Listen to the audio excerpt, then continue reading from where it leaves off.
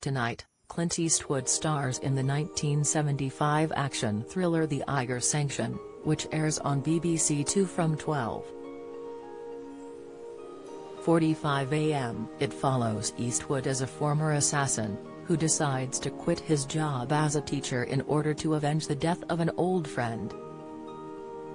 However, Eastwood is then blackmailed into carrying out a final sanction, requiring him to join a gang of men as they try and scale Eiger Mountain, in the Swiss Alps. The four-time Academy Award winner heads a brilliant cast, including the likes of George Kennedy, Vonette McGee and Jack Cassidy. Though some aspects of the plot were criticized, fans gushed over the film's action sequences and climbing drama, including Variety. At the time, it wrote, Eastwood manages fine suspense both in the Swiss and Monument Valley climbs, as well as delineation of character. His direction displays a knowledge that permits rugged action. The New York Times added in a separate review that though the film was a long, foolish but never boring suspense melodrama, its action looked difficult and very beautiful. Eastwood built his fierce reputation as a huge Hollywood player on his heroic, action-packed characters, including in the iconic spaghetti westerns. Many of his characters are known for their abilities in combat, and with a firearm, but when it comes to real-life war, Eastwood, now 92, is often critical of such conflicts.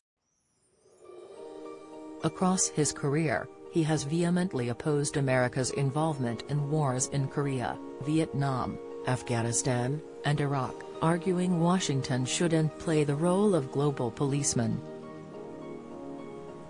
Yet, when his 2014 film American Sniper was released, many Democrats were quick to rage at Republican Eastwood, and the patriotic sentiment the epic produced.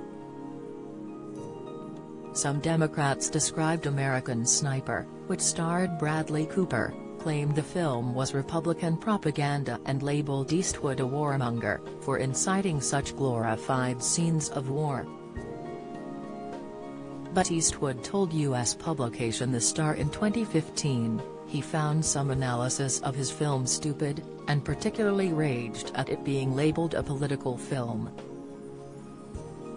He said, "Pardon me for sounding defensive, but it certainly has nothing to do with any political parties or anything. These fellows who are professional soldiers, Navy personnel or what have you, go in for a certain reason.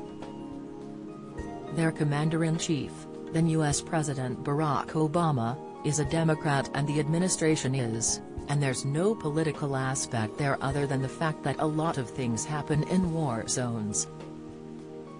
Some criticizing the film included New York Magazine writer David Edelstein, who said labeled the flick, which was nominated for 6 Academy Awards, a Republican platform movie.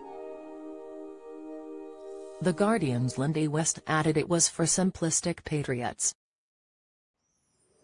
But Eastwood swiped back that the drama itself was the biggest anti-war statement any film can make, and depicts the fact of what war does to the family and the people who have to go back into civilian life like Chris Kyle did, and what war does to the people left behind. Of his own personal hatred of war, Eastwood added, "I was a child growing up during World War II. That was supposed to be the one to end all wars. And 4 years later, I was standing at the draft board being drafted during the Korean conflict, and then after that there was Vietnam, and it goes on and on forever. I just wonder, does this ever stop? And no, it doesn't. So each time we get in these conflicts, it deserves a lot of thought before we go wading in or wading out. Going in or coming out. It needs a better thought process, I think." The Eiger Sanction airs on BBC Two tonight from 12:45 a.m.